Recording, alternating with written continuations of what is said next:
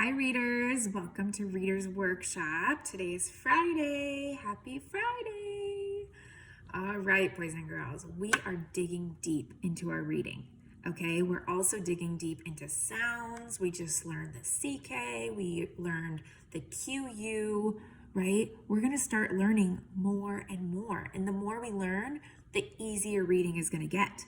Okay, because we get to parts and words and we're like, oh, I don't even know what that means. I don't know what sound it makes, right? And if we haven't talked about it or you haven't learned it yet, it's hard, okay? So no quitting, okay? But remember, we're still trying to get rid of those bad habits that we have, right? That tell me, Mom, Dad, I don't know this word, tell me, right? We have to learn to be problem solvers, and problem solvers are good readers. Good readers are problem solvers because they don't give up, right? They keep trying and trying and trying. Now, we started our new page on Wednesday. Yesterday, you had a little break from writing a new one. Today, we're learning a new one, okay? So you need to flip to this page again. And so far, we've learned that good habits for solving hard words, number one, check the picture, right? That's the first thing that we do when we don't know a word. We check the picture. Okay, if the picture doesn't help and we need a little bit more, then we look at all the parts of the word, right? Like we looked at the word plays and we notice pull, a, s, and sometimes we might see playing, right? Or player, right? There's different parts of the word and we really have to look at them closely. That's how you solve tricky words, is you really look at the parts, okay? Now today's new one, are you ready to hear it? It's kind of tricky. It's get a running start. What? Like, am I literally going to stand up and run while I'm reading? No. It's kind of silly, right? Get a running start. I'm going to show you what that looks like. Okay, but first we need to write it. All right? So, get a running start. Remember, let me write it first. And then you can pause me. The beauty of the videos. Get a running start. And I'm actually going to draw a little guy. It looks like he's running. There he is. He's got a backwards hat on too. Get a running start, and he's going to try to jump over that. Like this is the hard word, right? He's going to get a running start to jump over it. There it is. He's running. See? Oh, I need to do like some. He's running that way.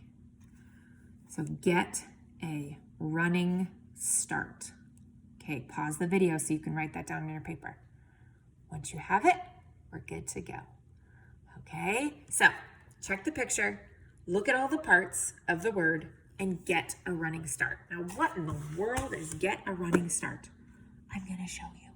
Okay, so I have my stack of books.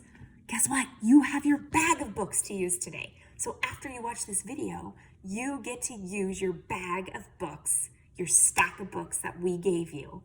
Okay, there should be 6 books in your bag. You're gonna use those 6 books, okay? Now, we recommend that you keep those books together because the next supply pickup day, you're gonna have to bring those books back so that you can get new books, okay? But if you don't return them, you can't get new books. All right, so keep them together. When you're not using them, put them back into your plastic baggie. Okay, when you're using them, take them out, put them on your stack, so you're ready to go for Reader's Workshop. Okay, so after this video, you're gonna practice on your own and you're gonna practice getting a running start. Okay, when you get to those words that you don't know. All right, so remember we started reading Ish. We didn't finish it yet, so we need to finish it today. Are you ready? So we left off on this page, but I'm gonna go back a little bit just so that we can review because it's been a couple days since we read it. So remember, Marisol and Ramon, right? Ramon was getting very upset because his artwork was not turning out the way that he wanted it to. And his sister, Marisol, remember she was gathering every single art piece that he would crumple up. She would pick it up and she would hang it in her room. And right here it says, He was about to yell, but fell silent when he saw his sister's walls. He stared at the crumpled gallery, right? So he was about to get mad because she took his art, but then he saw all of them hanging and was like, whoa, this is kind of cool. Here she is, right? She's showing this piece, and she says, this one is one of my favorites, Marisol said, pointing. Oh, look at the parts. Point, ing, pointing. That was supposed to be a vase of flowers, Ramon said, but it doesn't look like one. Well, it looks vase-ish, she exclaimed. Okay, this is the page we left off on. Vase-ish? Ramon looked closer. Then he studied all the drawings on Marisol's walls and began to see them in a whole new way. They do look ish, he said.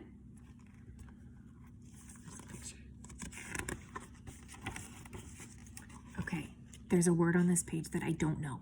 I'm going to show you what it looks like to get a running start. Okay? So, here's this. Ready? Ramon felt light and I don't know that word. Do you know that word? That's a hard one. So I'm going to get a running start and I'm going to read the next sentence to see if I could figure out what that word might be. Okay, so Ramon felt light and thinking-ishly allowed his ideas to flow freely. I still don't know that word.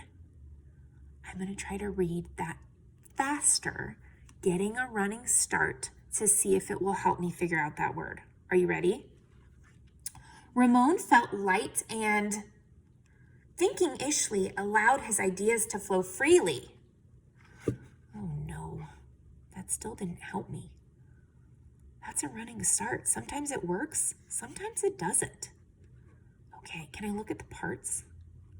That's a really important one. I need to look at the parts. Okay, ready?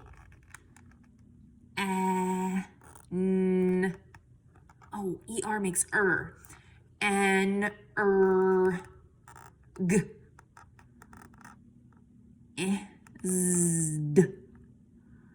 Energized? That doesn't sound right. Ramon felt light and sometimes a G makes J. Okay. Energized. I got it. Ramon felt light and energized. That's a hard word. Wow. But we did it by looking at the parts. My running start didn't help. I'm going to try to do the running start again, though, because it might work next time. You never know. Okay. Ramon felt light and energized. Thinking-ishly allowed his ideas to flow freely. He began to draw what he felt loose lines, quickly springing out without worry. Look at that word, without, 2 parts, without. Okay, now look at him. He's just drawing and drawing and drawing because nothing needs to be perfect. Now he could just draw. Ramon, once again, drew and drew the world around him. Making an ish drawing felt wonderful. He filled his journals, tree-ish, house-ish. I can really use the pictures to help me with these ones. Boat-ish, afternoon-ish, fish-ish, sun-ish. Ramon realized he could draw ish feelings too. Peace-ish, silly-ish, excited-ish. His ish art inspired ish writing. He wasn't sure if he was writing poems, but he knew they were poem-ish. And this says ponder. Pond, ponder, dream yonder. Pond, pond, yawned, yawned. Gleam, wander. Ramon. Okay, I'm gonna get a running start. I don't know this word. One blank morning. I don't know that word. One blank morning. Ramon had a wonderful feeling. Okay, I'm gonna look at the picture. Okay, here's my picture. Look at the parts. Sp. Okay, now get a running start. Ready? I'm gonna read it smoothly to see if I can figure it out.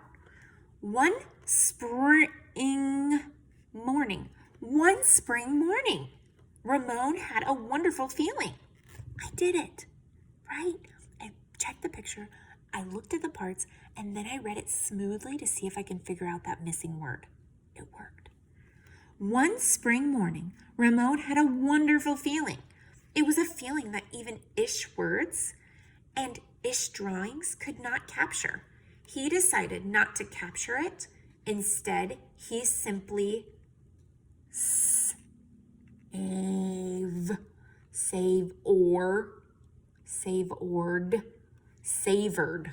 savored. That's like when you eat something, you try to savor the flavor.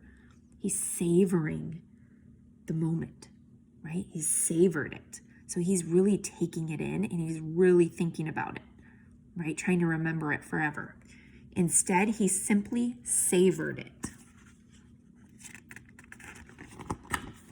And Ramon lived ishfully ever after.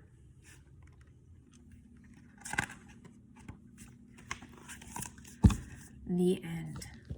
I love that book because it kind of, the message behind the story is nothing's ever perfect, right? You might get frustrated that maybe you're trying to draw something or write something that's not perfect. Well, now you can use that word. It's ish. It's flower-ish.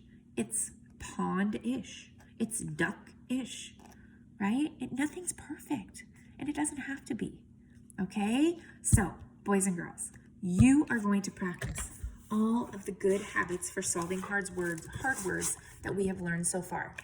Check the picture, look at the parts. This one's most important, right? Look at those parts, and then try to do that to get that running start. Read it fast and smooth to see if maybe you can figure out what word would make sense there, okay? Like, for example, if I was, I know this video is a little longer than usual, but it's okay, right? If I was writing a sentence, the boy ran up the blank to get it. Okay, there's my sentence. The boy ran up the blank to get it. If I don't know this word, the sentence has to make sense. So getting that running start really makes you think, what would make sense there? Okay, the boy ran up the stairs. That would make sense to get it. He ran up the hallway to get it. That would make sense. Does this make sense? The boy ran up the computer. I don't know about that. The boy ran up the couch. I don't know about that one either, right? The sentence has to make sense. So when you get your running start, you really have to think to yourself, what word would make sense there? Okay? All right, boys and girls, get out your bag of books and start reading for 25 minutes. Set a timer if you need to. I know sometimes I attach a timer. Today I didn't, but maybe you have a timer at your house that you can use. 25 minutes of practicing those good habits for solving those tricky words. Okay, boys and girls, I cannot wait to hear your response to this video.